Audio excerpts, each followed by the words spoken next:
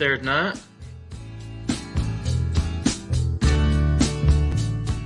Well, you stumped me now. Check out our website, MannimalResearch.com. Thanks to everybody.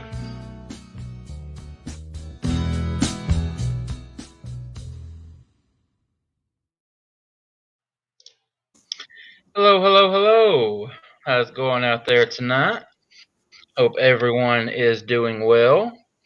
Everyone out there that will be catching it live with us tonight, those of you that will catch it later, we sure do appreciate the support. If you guys will look over to, I guess, my left, from you guys, my right, you will see we are wallsless. It's Thursday. Tends to happen on Thursdays. Walls works over, but have no fear. We got our buddy Mr. Daryl filling in for him tonight. How you doing tonight, Daryl? I'm good, sir. Thank you for having me tonight. Absolutely, absolutely. It's always fun when you join us. I appreciate it. How has it been going, buddy? You had to get out in the woods, do anything fun, spooky? I've been working every day for hours, traveling. So delivering side-by-sides and boats and all kinds of things. I just haven't had the time to go out, but we are planning on doing some stuff coming up in September.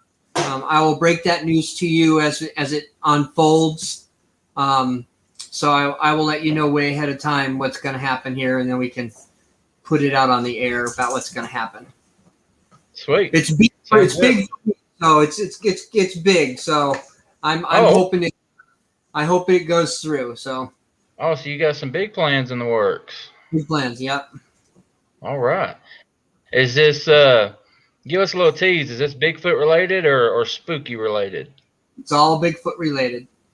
Good deal. I know you and your bride are y'all really like to do the paranormal stuff. So yeah, the spooky stuff. The spooky stuff. Yeah. How is the missus doing? How's Kelly? Doing well. She's where is she? Oh, she's over by the fireplace watching us on YouTube. So she's sitting in there watching us, giving me the thumbs up, and everything's good. So we're good to go. It was a disaster of an outing this past weekend. I didn't get to go, but I got the reports, and there was a lot of us that showed up, a lot of our team. So I was happy about the turnout, but man, everything that went wrong, everything that could go wrong went wrong, and we're going to talk about it probably Sunday. Go more in depth with it when Walls gets in, because Walls was there.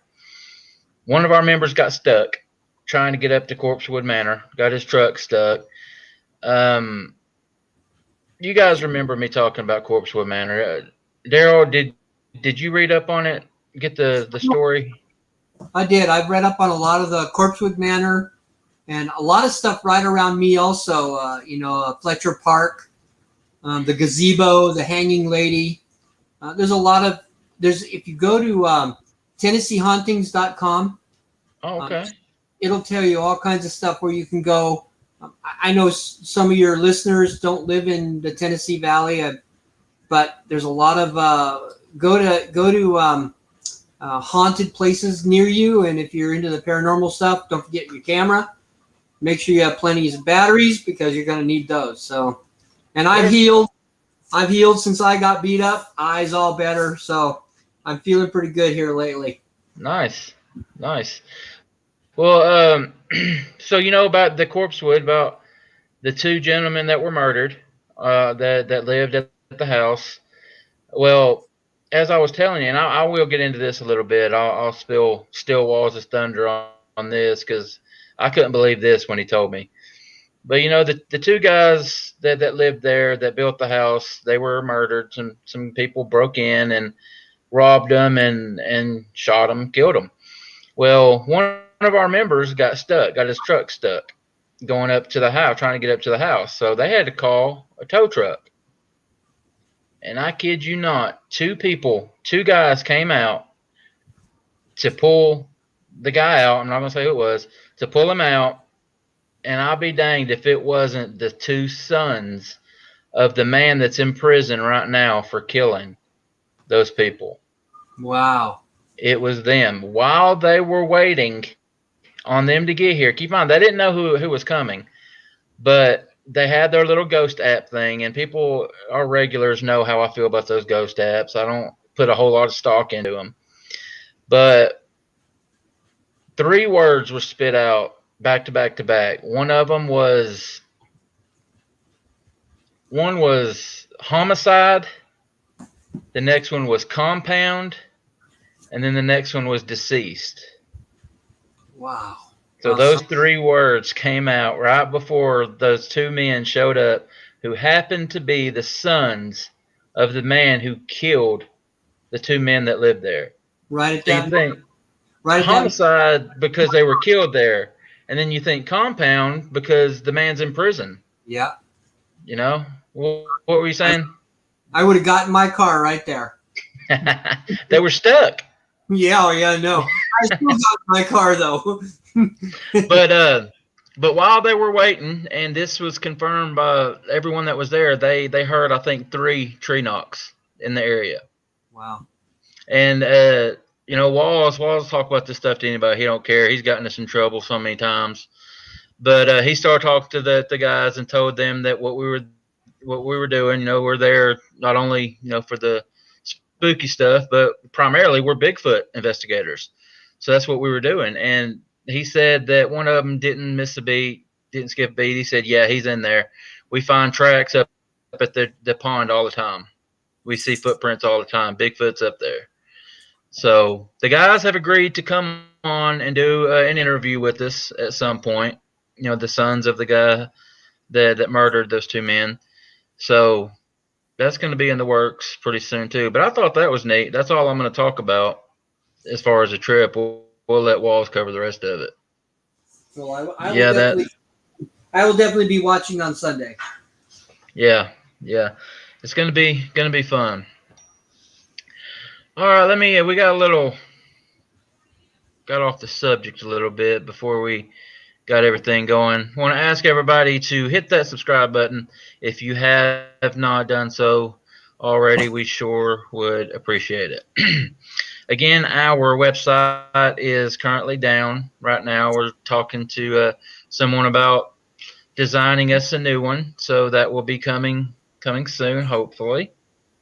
We have our Facebook group, Mannimal Research, on Facebook. So, guys, if you haven't joined, we're right at that 1,000 member mark, but got a long way to go, guys. Got plenty of space for y'all. So yeah, go over to Mannimal Research on Facebook and join. Like always tonight, guys, ask questions. Feel free to ask questions, and we've got some pretty interesting pictures to share tonight from our guest. Our guest, we have a guy named Tim on. He's from North Carolina. Tim is a researcher out there. He was on the show Finding Bigfoot. The crew from Finding Bigfoot came out and did their night investigation on his property, and had been on a couple other things too. He sent me some really cool trail cam pictures, and we're going to be sharing those with you. So, guys, if you have any questions, please put those in all caps. Daryl's going to be, filling in for Walls tonight, so he'll be watching out, helping me. A lot of times I catch him, but a lot of times I don't. And leave that up to Walls, and tonight Daryl will be catching those and making sure that I get to them. But guys, it's a lot easier if you put those in all caps. So please do that for us. And again, keep those encounters coming in, guys. I'm trying to build up bulk so that I can release a bunch of these Mannimal encounters, back to back to back. I've got several that are ready to go. It's just a matter of finding the time to sit down and do it. But guys, keep them coming in. If you've encountered something and you don't want to come on the show to talk about, you don't feel like you could fill an hour show with talking about your encounters, send them over to manimalEncounters@yahoo.com, and I'll be happy to read those on online for you guys, on our channel. So yeah, that's about it, guys. Send those to mannimalencountersat yahoo.com. All right, all of that out of the way. Like I was saying, tonight we have Tim from North Carolina that is going to be joining us live. He is backstage right now. Been talking to him a little bit. Tim seems like a really cool guy, down to earth. Excited to have him, and he's going to come on and talk about some of the stuff that he's been experiencing. Daryl, you got anything else, buddy? I don't. I just want to say a quick hello to Sharon Guy, and thank you very much for asking how I'm feeling. I appreciate it. I am feeling a whole lot better mentally and physically. I will be going out pretty soon, so I appreciate you asking. Yeah, awesome. Let's before we get going, let's see who we got. We got Miss Annette Alvey, one of our regulars. Hello, ma'am. How are you, Sharon Guy? It's like Daryl just said. Miss Sandra Piper. How are you doing, ma'am? Another regular. Got Parkway. Scottish Wildman. Another regular. Good to have you, buddy. Mr. Earl Mangrum. And we got over here on Facebook, Dustin Starnes. Dustin was our last guest. Dustin says possibly moving to Tennessee in the future. Come on, buddy. We got room for you. Mr. Bobby Sledge. How's it going, buddy? Another Mannimal member. So, yeah, appreciate it, guys. Appreciate you taking time on your Thursday night to hang out with us. So, if you're ready, buddy, we'll go ahead and bring Tim on. I'm ready. Tim, how's it going? Doing fine, guys. How are y'all? Doing well. Thank you very much for asking. And again, thank you for taking the time to come on with us and share some of your experiences. Really appreciate it. Oh, thank you for giving me the opportunity. Very happy to have you.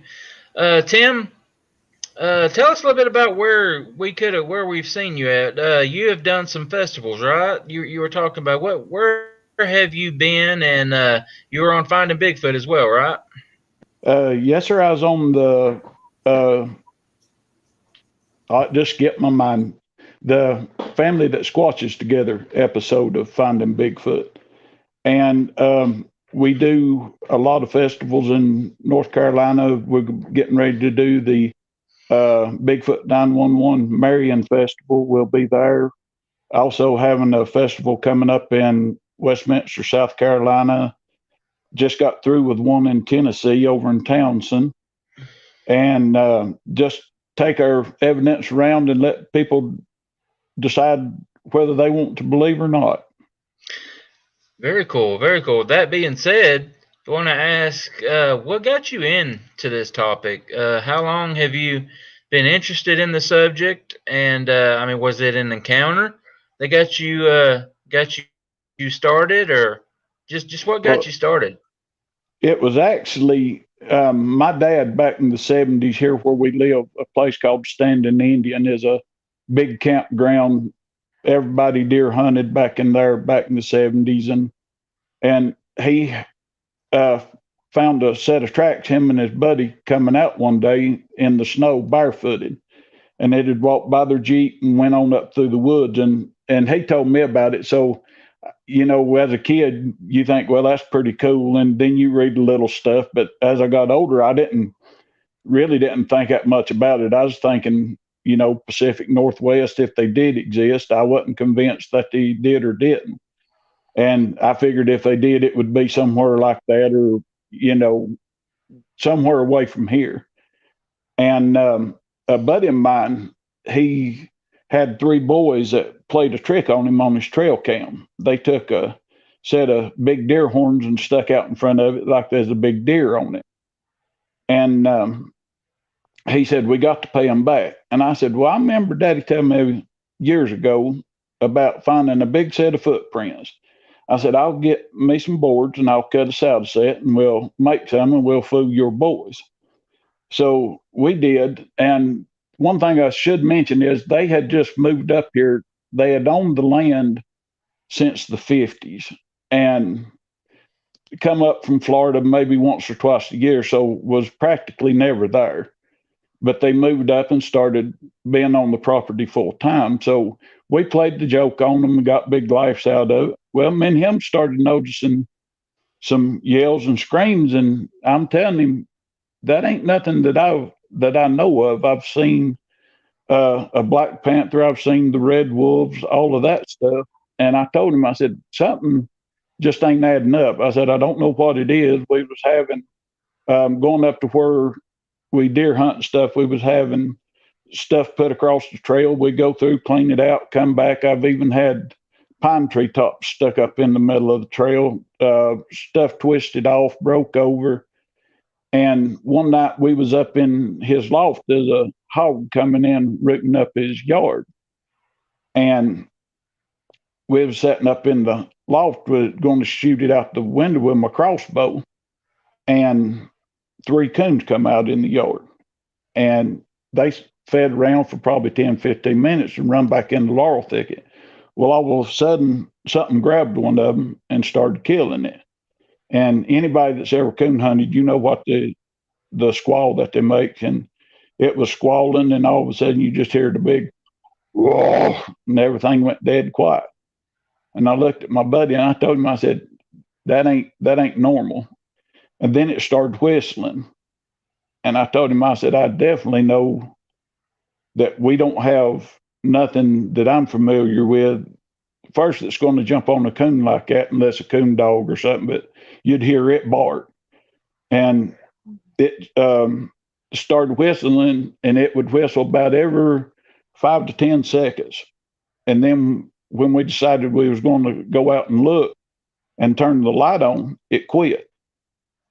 And from that, it just started, it seemed like every time we was turning around was getting rocks thrown at us or sticks thrown, or our trail cams took off, turned up face side down so they couldn't take pictures. Just stuff that buyers will chew them up and that kind of stuff, but just stuff that what I thought animals was here just normally wouldn't do. And it's just been started out as that, and it's just continued. Okay. Now, if you would, Tim, talk about one of the first encounters I want to talk about is a video that you sent me. I believe you have it up on YouTube, and I should have tried to pull it up, but I can't right now. But it was you and your buddy Dwight, and Dwight is out here in our audience tonight. He said hello. Would you walk us through that? What happened there, please? And how long ago did that happen? That actually happened it all started happening in about 2007, 2008, somewhere around in there. When when was that taken? That video was taken, not sure the year, but it's probably about 4 or 5 years old, somewhere around in there. Okay, walk us through that. We was going in to check our trail cams, we have audio recorders that record 24 hours a day for 2 weeks. And we was going in to change all that stuff out. And we found a pine tree that the limbs had been busted up on, and you could see where they'd been collecting the sap off of it. You could see where they'd take one finger and make a place to get the sap off. So we stopped and looked at that and got on around, and we was coming on around a little point of an old growed up clear cut, and we stopped because we could smell something. And we know, once you smell one of them, there's no denying what you're smelling. So we're standing there talking about the smell and trying to figure out where it was coming from.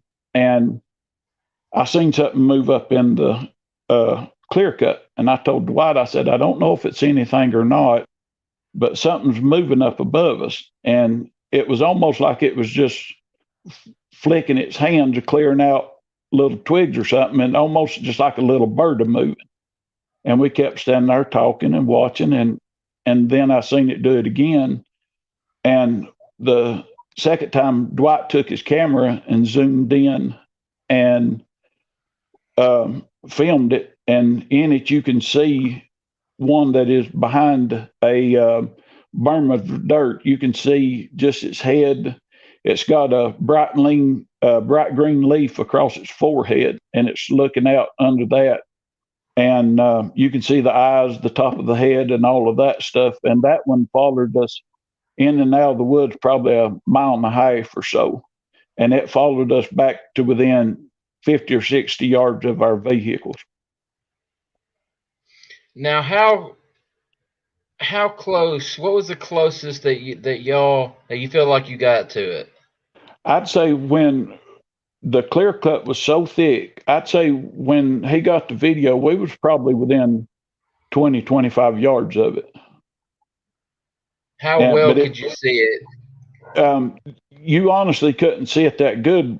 We knowed something was there, but it was so well camouflaged in behind the stuff because it had layered the leaves and stuff over its head, and you're just looking at in the video, when in the picture you can see that it's just a slit for its eyes. You can see the eyes and the bridge of the nose and all of that stuff, but it was, it's sort of like trying to find a needle in a haystack. Something's there, and you can tell that something's there, but it's trying to, pick it all out. And it was so hid that, other than it, if it hadn't moved those couple of times and us smelling it, we'd have walked right by it. Describe that smell for us, Tim, for those of us that have never smelt it, and I am in that category. I've never smelt one. Daryl, have you smelt that smell? Oh yeah, I've had 2 encounters with smell. I would describe it as a rotten meat, wet hair, a dirty dog, and it's a pungent smell. It if you get a good whiff, it can gag you. I mean, I was gagging when I first smelled mine. But what about you, Tim? How would you describe it? Pretty similar? Yeah, I'd say he hit the nail on the head. I do a lot of hunting and fishing and stuff, and the first thing that comes to my mind is a dead animal. I have found a few deer and stuff that people didn't find when they shot them and stuff, and them be rotten, and that kind of smell is what I'd associate it with. Now, I will tell you that it's ironic that we have Daryl on tonight, because Daryl is actually the one that spotted it. But my hair sample that we collected 7.5 feet up in the air, if you open the lid on that container, you can smell it. It doesn't smell pleasant at all, but it's just a small clump of hair. I can imagine that smell on a much bigger stage. I can imagine that would be pretty rough. So even on that small bit of hair, it had that smell. So I can imagine what a 8-foot tall, 1,000-pound thing would smell like. Yeah. But Tim, do you believe that they always smell like that, or what do you think the smell is? I honestly don't think they do. I think they can do it just like a skunk does. And the reason I say that is I accidentally got mixed up in a deer drive they was putting on one time. And the deer run down towards me, seen me, turn around, run back up the hill, turn around, run back like 5 or 6 times. And finally, it was a doe. She just stopped in between us and just stood there like she didn't know what to do. And I didn't know that they was anywhere around that morning. I'd got in right at daylight, and that's when the doe come running down to me. And about 45 minutes to an hour later, they went back through the top of the clear cut, the same one that me and Dwight had seen that one in, yelling and screaming and all of that stuff. And to me, if they smelt that way all the time, you would never, they would never catch deer, hogs, that kind of stuff. I mean, and if you notice, a lot of times they'll flank you. The wind will be blowing downhill to you, and they'll be right above you, and you don't smell them. But it's at certain points when they want you to that you smell them. And that's just my opinion and what I've observed. I mean, Tim, that's really, really good observation. I've never thought about that, but that makes a lot of sense. Yeah, that's one of the best observations I've heard. Where the smell alone. I mean, imagine smelling like that 24 hours a day, 7 days a week. You would stand out like a sore thumb. You know what I mean? So, and for these things to be so as elusive as they are, thousands of years going undetected. Yeah. If they smelt like that all the time, there'd be more encounters. What I'm trying to say. Well, one thing, my thinking is, I've had them around me a lot, especially when hunting. And I'll be in there hunting all day long and not know that they're there. And then all of a sudden a rock will come flying through the trees. And if I could smell them, because I'm always hunting the wind to where that ever, get them upwind of me, deer, whatever, I stay downwind of them. And if the wind would have been, if they would have smelt that way all the time, then I would have smelled it a whole lot earlier. And a lot of times I've had them come around me and never smell nothing.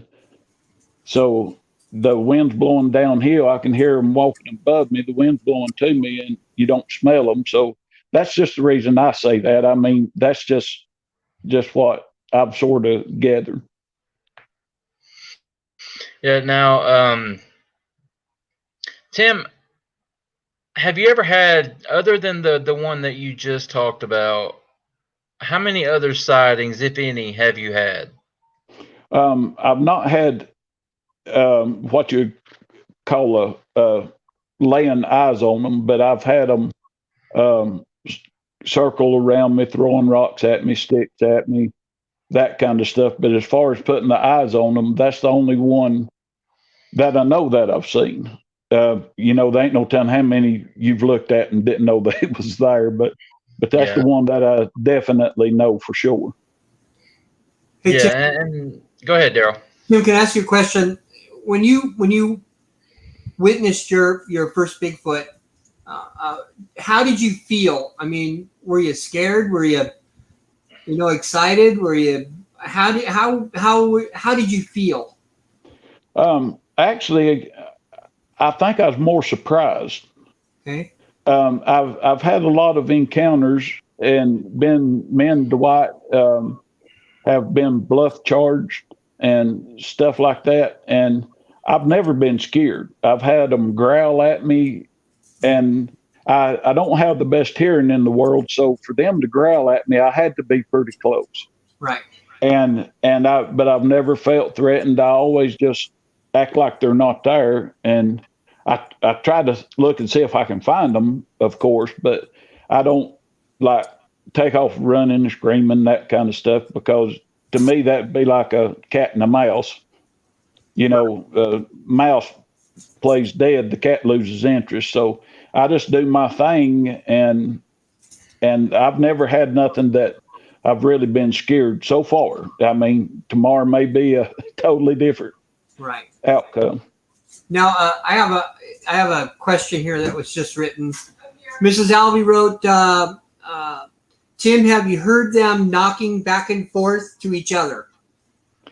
Yeah, actually, I've heard it in person, and we've got tons of audio with them doing wood knocks. And, 2 or 3 o'clock in the morning, I don't think there's too many people here where I live out there running around knocking on side of trees. So I've heard them, and we've also got a lot of it on audio too.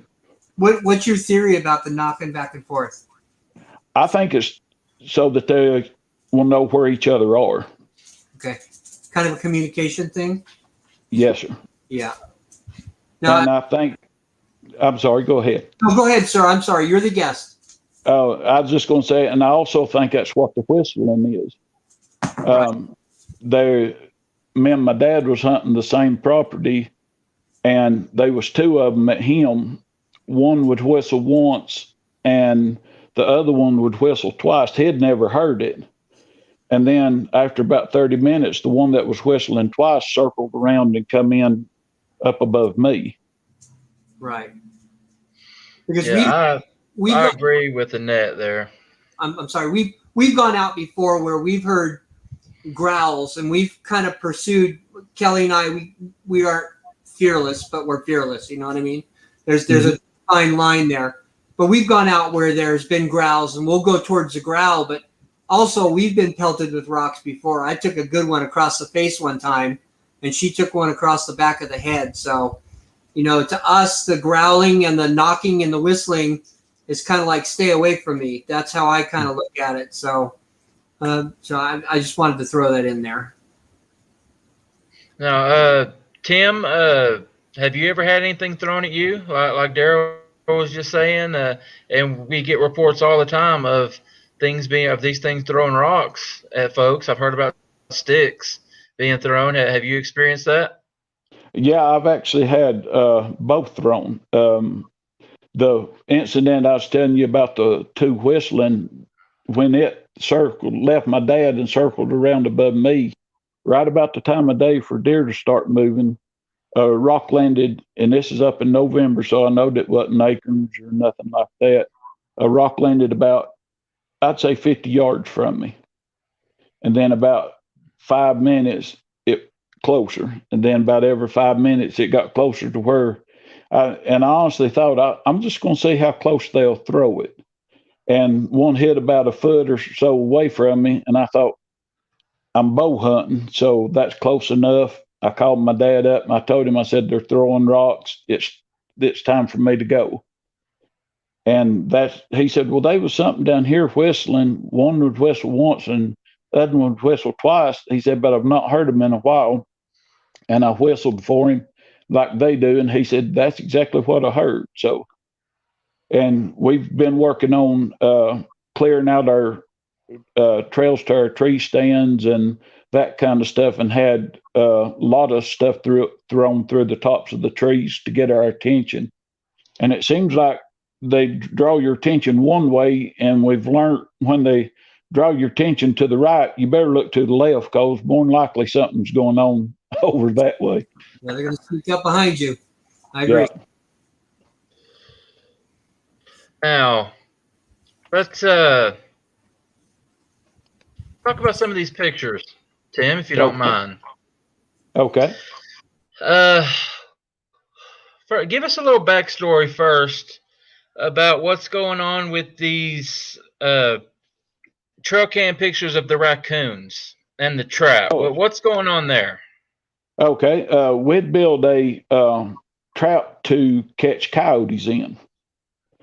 And we kept going to it, and it would be tripped, but there was nothing in the trap. So I told my buddy, I said, we'll put a trail cam on it just to see what part of the trap ain't working, because we had weighted doors to where you had to open them a certain way and all of this stuff. And we got that series of pictures. The first picture is, I think it's 12 something midnight, like 12:32, somewhere around in there. There's the coon is in the back of the trap, and there's another coon walking by it. And that was yes, sir, that one right there. And that was, I looked at the time and stuff, and the very next picture is the one that looks like hair sticking out the side of one's leg. Standing. Okay, so that one says 12:37. Mm-hmm. And you said the next one looks like hair. Yeah, it's the one that's looks like hair sticking out. That one. That's 342. Yeah, that was the very next picture after the last one. There was no more pictures from 12:37 to 3:42. that was the next picture. And then the next picture, it shows that the coon's gone out of the trap. And if you look, it's the same minute of 3:42. And the weird thing is that trap is about 20 some feet from the trail camera. So the one blocking out the trail camera couldn't have took the coon out of the trap. They had to be another one that went and lifted that door to get the coon out. Okay, I think I see what you're saying. So at this one at 12:37 a.m., you clearly see there's a coon in that trap, and there's another one walking toward it. And there's not another picture until 3:40, 3:42 when that one happens. In the exact same minute, it looks like the coon's gone. In that same minute, that coon has gone out of that trap. And like I said, we had that thing weighted down, and you had to take your fingers inside to push it up to get a hold of it to lift it up. Because what we would do if the coyote got in there, we'd just shoot it in the cage, lift it up, and drag it out. Yeah. That's interesting. Yeah. They ain't no telling how many trail cameras we throwed away because we was getting blank pictures on them. It'd just be completely blacked out. It would have deer at the feeders, bears, turkeys, that kind of stuff, and then it would go to 2 or 3 blank pictures. Then it'd take pictures again, and we couldn't figure out what it was until luckily that one didn't quite get it covered up enough. Well, what are your thoughts there, Daryl? I like to get your opinion on this stuff. Well, I'm going to go to the Native American side and say the Tolowa and the Hoopa Indians, they call Bigfoot Wopecamau. He is the boss of the mountain. And what he does is he guards the animals in the mountain. Now, I know it's kind of strange, but I've been told this so many times that if an animal is injured or needs help, the Bigfoot will come to its rescue and let it go. Real quick, I want to give a shout out to Diana Christensen's 8-year-old, I'm guessing son. The 8-year-old keeps telling me to tell you he likes your Sasquatch signs on the right of you. Well, tell him or her thank you very much, Diana. Okay. But so, Daryl, you are of the belief that they protect the other animals, right? I do believe that. They are the boss of the mountain. The man in the flowered house is what I was always told. One thing. House? The man in the flowered house called Wopecamau. The Hoopa and the Tolowa Indians, they call him the Great Creator. And he's the boss of the mountain, which is basically, he takes care of the mountains. If you notice, that Bigfoots are seen in several places throughout the United States, but, you never see a dead one. We never find bones of one. He can, once again, I'm going to go get kind of weird here, but Tim, do you believe they're interdimensional? No. You think they're flesh and blood? I do. And the reason I say that, and you was talking about them being the protector of the woods. The Cherokee, I have Cherokee in my family. Mm-hmm. And when I went and talked to them, they said they didn't deal with them because they was cannibals. Because they were cannibals. That if one of them got hurt, maimed, whatever, or died, they would consume it. They didn't let nothing go to waste. And I've heard that too, and the way I heard it explained was like you just said, Tim, was they didn't go out and purposely kill each other to eat, but if one died, then that's what they did. They didn't let anything go to waste. They would eat them, and that would explain why we've never seen a dead one. Mm-hmm. And another thing is when we've killed hogs, bears, coons, not coons, but deer and stuff, and gutted them in the woods, they will actually come in and carry the gut piles off. And it'll look like you brought a CSI bunch in there and cleaned it up, you won't find a leaf with blood on it. You won't find nothing. It's just like there was nothing ever there to start with.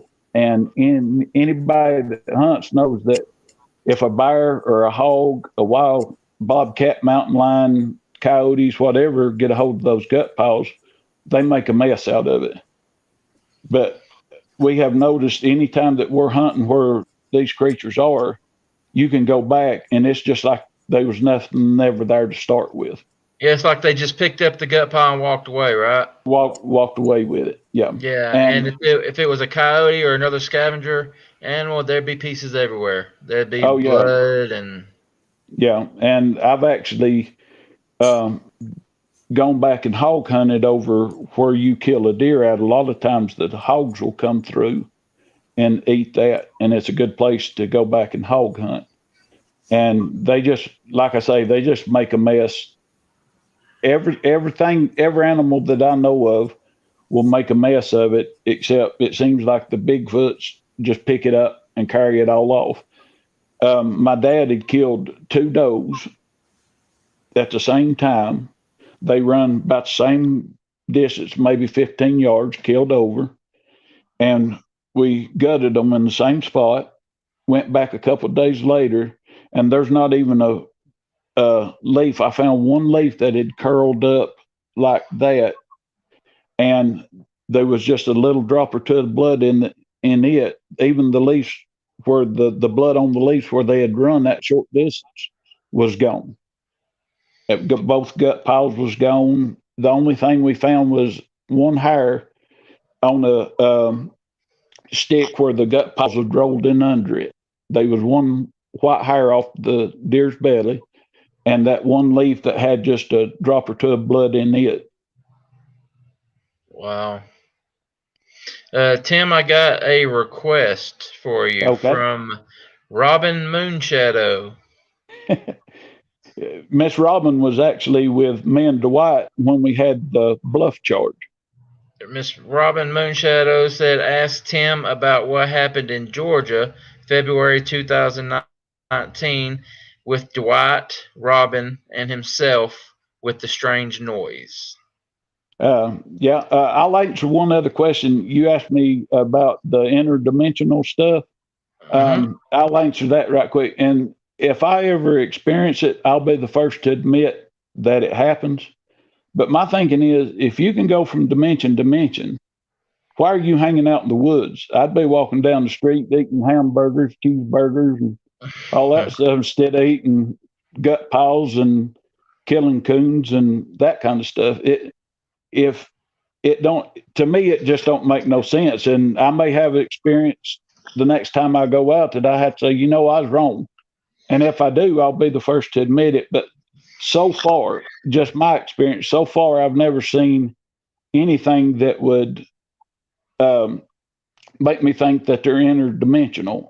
And I've heard them speak on 3 different occasions. They do have a language. The first thing that come to my mind was my Native American language, like the Cherokee. It sounded a lot like that with just different sounds thrown in with it. And I listened for that for about 15 minutes, 2 different evenings, sitting in the woods a hunting. And I even texted my buddy and I said, do you hear these people talking? And he said, no, I don't. He's about 300 yards from me. And he said, no, I can't hear nothing. I said, well, somebody's on your property, but I've never heard this language before. It's not Mexican. It's not Chinese. It's not anything I've ever heard. I said, the closest thing I can relate to it was Native American with other stuff thrown in on it. And we sat there for both of those evenings till well after dark, waiting on somebody to turn the light on to leave his property. And we never did have nobody to leave. Wow. So you've heard them talk, and what you believe is them talk 3 different times. Uh-huh. Now, did Would you say it sounded anything like what we've heard from Ron Moorhead? It's a lot like the samurai chatter, but not as aggressive. It was just like they was sitting there talking back and forth. They're on the samurai chatter. To me, it sounds like it's mad, or to me, just sounds aggressive. But this wasn't. This is just like they was sitting there talking like, well, what's he going to do now? I don't know what they're saying, but they wasn't aggressive, or they wasn't threatening or nothing like that. I think they was just letting me hear them to know that they was there. Because this is back when, within the first year of really finding out that they was actually on the property. Okay, we got another question from the Scottish Wild Man, and I'm a little lost here. I'm not sure what he's referring to. Maybe you guys do. It says, question: do you think the Green Man of the Woods is just Sasquatch, or can someone tell me what it is? I'm not familiar with the Green Man of the Woods. Are you guys? I'm not. I'm not either. Wild Man, if you can give us a little more to go on, buddy, might can get more info for you. But I've never heard of that. I don't know if he's talking about old Green Eyes, because we've done a show on that. But yeah, we've done a green eye one before. Trust me, I felt that. Yeah. Would you like for me to answer Robin's question? Absolutely, yeah. Share that with us. I was down. I live close to the North Carolina-Georgia line, and I'd been down there turkey hunting, and it was that time of morning when you can just start seeing without a flashlight. And I had one whoop at me, and I thought, well, I'm used to them on the other end of the county, but not down here. So it followed me about 150 yards until it got daylight enough to see what I was, because I had my camouflage gloves on. I'm a little over 6 feet tall, 250 pounds, so I'm a pretty good sized youngin. And it was, when it whooped, it was just whoop, like, come on, let's go. It's getting daylight. And once it got daylight, it quit. But I took Robin and Dwight down there to show them a tree that a pine tree that they had reached around. You could see the 4 fingers on one side and see where the thumb reached around the other side and pulled the bark off of it. So, bears don't have imposable thumbs or nothing like that. And you could see definitely where it had reached way around the tree. And we got out of the vehicle and was walking, going to go to that tree, and we heard a wood knock. And we dropped off the right side of the road to looking around. And then when we come back up in the road, was going to the left-hand side to where that tree was. And up on the top of the ridge, you could hear something start making just weird noises. I mean, I hadn't even ever heard them make these noises before. And I told him, I said, something's coming off the ridge. And we stood there, and you couldn't see it, but you could tell by the noise where it was moving to. And it moved down in behind a little finger ridge and got down in below us, and actually got between us and the truck. And once it got down in below us, it was doing just like that, like a closest thing I can say would be like a gorilla's bluff charge. And it got between us and the truck, and we just stood there. We wasn't scared or nothing. And finally it moved on, and we went off down in there looking around, and we found some small tracks down in there. So evidently there was a small one down in there, and the big one was up top watching over. And we got too close, and it come off the ridge and got between us and the small one. And once it, I guess, felt safe or whatever, they just moved on. Okay. And, it's not bears. I mean, I've here in where I live at in the Smoky Mountains, I've seen more bears than out hunting and stuff, and bears are going to run 9 times out of 10, unless you surprise them. They're going to run, and if they smell you, they're going to run. Especially here in the county where I live, because they get hunted a lot. So it's not a bear, and the noises that it makes. The closest, like I say, the closest thing I can relate it to would be like a silverback gorilla doing a bluff charge. Okay. I got a question for you, Tim, and I'm getting it from kind of what Chelsea's comment here. I'll just go ahead and read it. So I read a book of a man that witnessed Bigfoot burying their dead. He has a friendship with them. They put young trees on top of their graves, and it looks like it has always been there. What are your thoughts about burying their dead? And I'll just go ahead and tell you, I believe they do. Well, it would make sense to me, either that or, like the Indian lady that I talked to. Um, if they don't waste nothing, you break the bones open. One thing, when people ask me, I put it like this: of every deer, bear, wild hog, anything like that I've ever found in the woods, I've always been able to find a reason why it's died.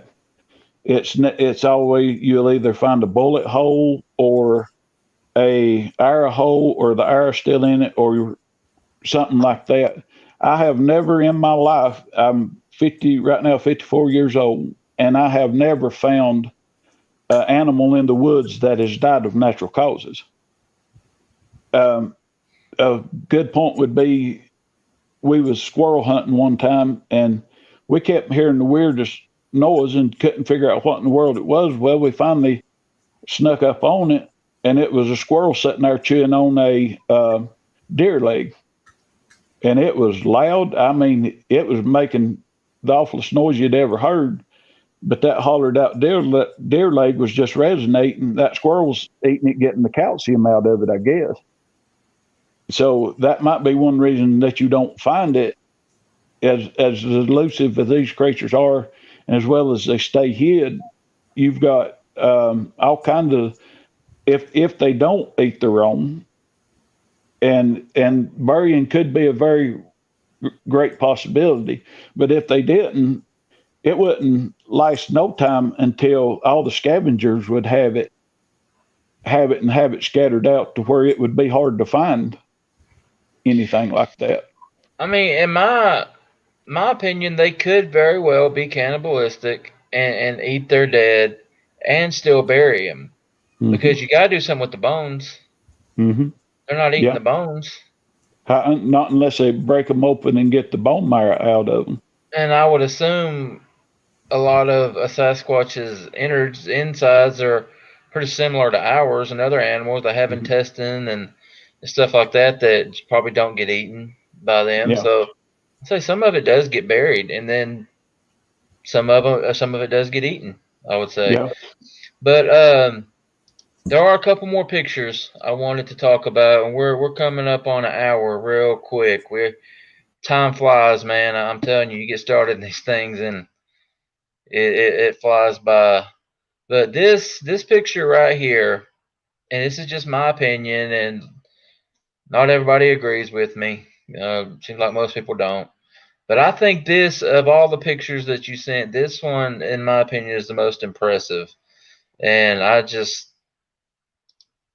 could be a bear, I guess. That looks like an armpit. Actually, I think it's the Lego one. The distance that I had my trail cam off the ground. If you look at it, you can see the muscle definition in it. And I've had people say but bears don't have muscle definition. Bears have a loose skin that covers them. So when they gain weight, lose weight, all that stuff, you know what I mean? They don't get ripped muscles. And one guy said, yeah, they do. And he sent me a picture of one at a taxidermy that was skin out. Well, yeah, they've got muscle when they're skin out, but Yeah. they've got a loose skin on them any other time, and you can see the muscle definition in it. And the reason I think that was probably up on the thigh because was about probably 3.5 feet off the ground. Okay. I mean, it could be the armpit of a juvenile, or it could be squatted down, checking the camera out. But that now we're just speculating, you know. Oh But yeah, it could be any part of it, but you can tell by the to muscle me, definition. that doesn't really look like. I mean, on the side, it kind of looks like fur, but that's hanging down looks like hair to me. Well, what do you think, Daryl? It looks like hair to me. I mean, and you can definitely, if you take a look at that to the right side of the picture, that's definitely muscle. That's muscle tone right there. You can see that ripple going down like that. Yeah.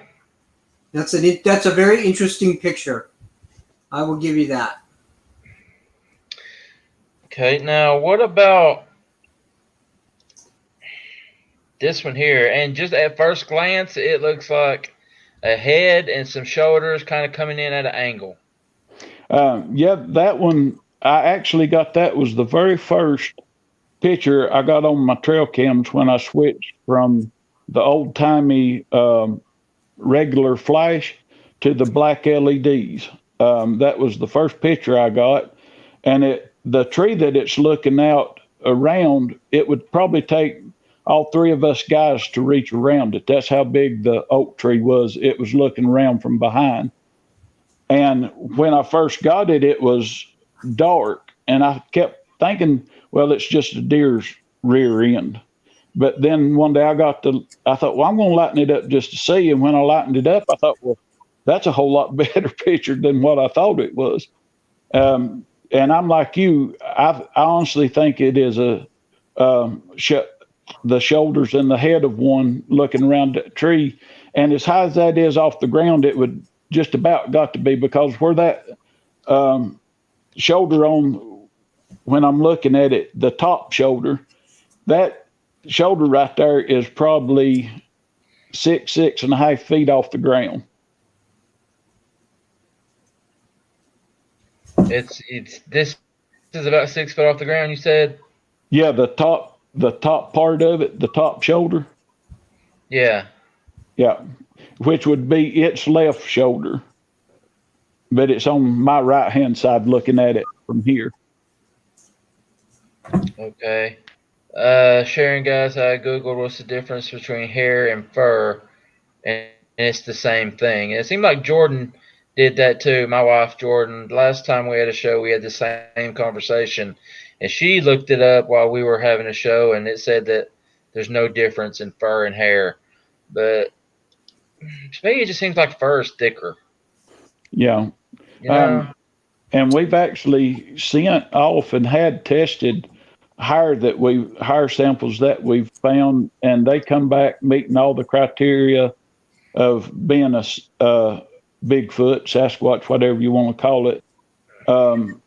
And also, we've also found droppings and had them tested, and it just come back full of protein and all kind of stuff like that. You know, I had to freeze it so they didn't get a good piece of it, I guess. But everything that we sent has come back meeting the standards, especially the hair of what it is for it to be. If the government was to say there was such a thing, it meets all the standards of it. Okay, Scottish Wildman here said, have you played with the pictures to enhance? The only one that I have done anything to was the one with the head and the shoulders. It was so dark, I could see something on it, and I honestly thought it was a deer's rear end, and I thought, well, I'm going to lighten it up just to see.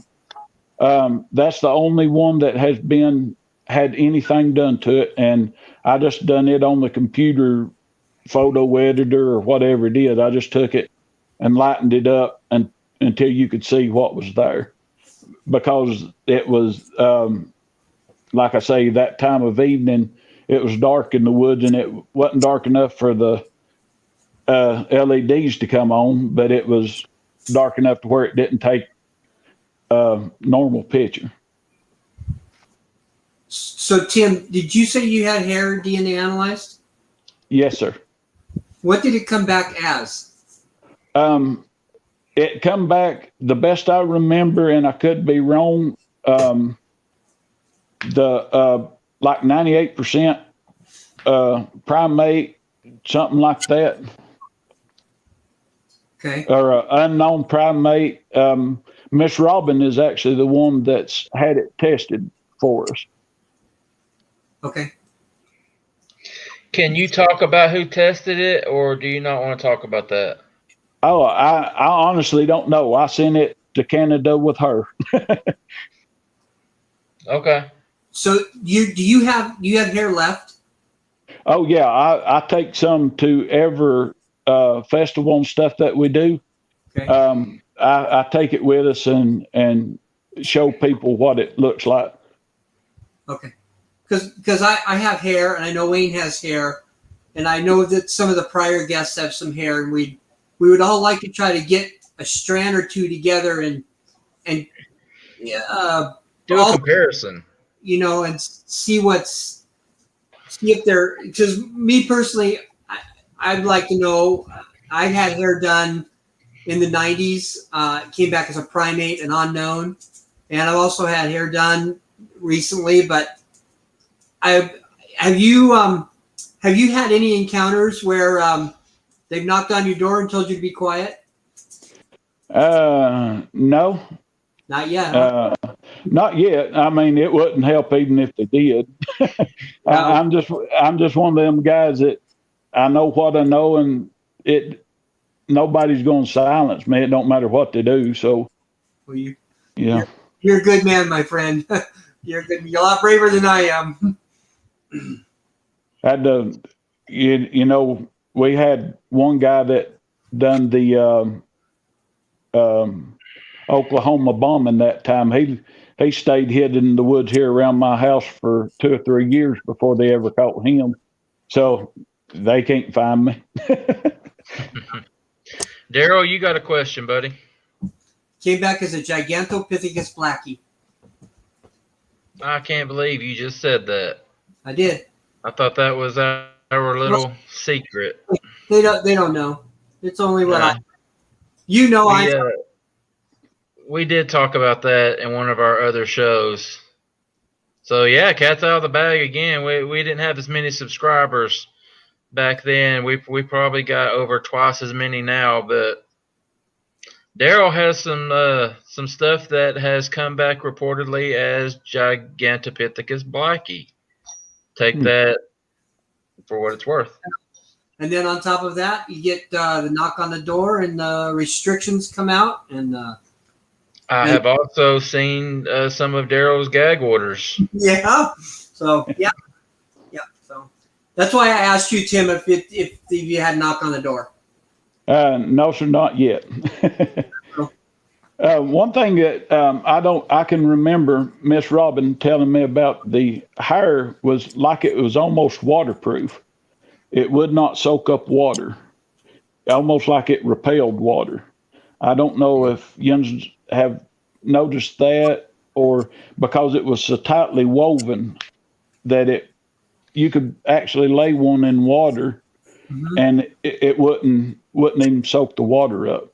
Now I have 2 batches of hair. I have a brown strand. Well, I have several brown strands, and then I have some more strands that have gray hair in them. They're probably 12 to 14 inches long. And then when we found Wayne's hair is all brown hair. Yeah. So, and probably about it looks just like the hair I have. Now, the hair that I have has some gray mixed in with it, it seemed like. Oh, you did have gray hair. That's right. Yeah. So yeah, we're trying to put together some strands to send to some people. And you know, mine was done by Sterling Burnell. way back in the day, 93, and then I won't go any farther than that. So, but I do you cast your own prints? Unfortunately, here where I live at, it's hard to get a cast. That one there, it looks like we casted it, but it was actually filling up with rainwater. Right. Oh, okay. Me and Dwight was right behind it, and it was actually filling up with water. That's what's running in from the left-hand side. It was filling up with water as we come across that one. And here where we live at, we have a lot of hard dirt, red clay dirt, and it's really hard to find a good cast. You find tracks all in the pine thickets and stuff like that. You can see where they walked, but trying to get a track out of them, is really hard. What do you use? Do you use hydrocal or plaster of Paris? What do you use? Yeah, that plaster of Paris. Yeah, that's what I use. Yeah, It lasts long. And we have found quite a few tracks, but unfortunately, it's either in the mud or like that one in the water, or so hard that you can just see the shape of it and not get no depth on it. Right. All right, guys, we have gone over an hour. Tim, buddy, I appreciate you taking the time on this Thursday night to hang out with a couple of fellow squatchers, couple of East Coast squatchers, and take the time to hang out with us, buddy. I sure do appreciate it. Oh, well, thank you guys for letting me be on your show. It was an honor. Oh yeah, man. Anytime, and I feel like there's some more stuff that you could talk about and that we didn't get to, so I wouldn't mind having you back. Anytime you'd like, it'd be an honor. All right, buddy. All right. Thank you very much again. Daryl, you got anything before we let him go? I don't, Tim. Thank you very much, sir. It was interesting. You've enlightened me a little bit more each time I'm on this show with Wayne. I just want to thank everybody, and thanks, Wayne, for having me back, and thank all to the guests that are over to the right in my comment line. I appreciate you guys and your questions. And I just have one more thing to say, and that's keep your eyes on the horizon and in the trees. And one thing that I used to always say when we was clearing our trails and stuff out, I kept saying these stupid things. And I weren't right quick. I was the one that was stupid. All right. Again, Tim, thanks, buddy. Have a good night, okay? Thank you, guys. All right, Daryl. Now, we'll say our goodbyes if you want to. All right, sir. Thank you, everybody, for having me on the show. I really appreciate it. Wayne, I appreciate it. And thanks to everybody. There's a whole list of comments over there. I'm sorry I didn't get to some of them. We'll do another show one day. I'll be breaking some news here pretty soon with Wayne, and Wayne can fill in the details. It's big for me, so I'll let everybody know once it starts happening, okay? Very cool. And I just wanted to thank you, Daryl, for helping me out, for filling in for our mutual buddy, Mr. Walls, laying down on the job again. He's not. He actually has some stuff going on tonight that he had to take care of, and has some stuff going on, and actually asked for some prayers. So Walls is going to be in my prayers. So if you guys don't mind, can't really get into it. It's personal. So shoot him up in prayers. Keep him in your thoughts, guys. He's got some family stuff going on. So anyway, all of that being said, another good show, another great guest. Thank you guys so much for hanging out with us, and for keeping keep coming back, and we appreciate it. Thank you guys so very much. Take care of yourselves, everybody. Y'all be good to each other, and we'll catch you next time. See you guys.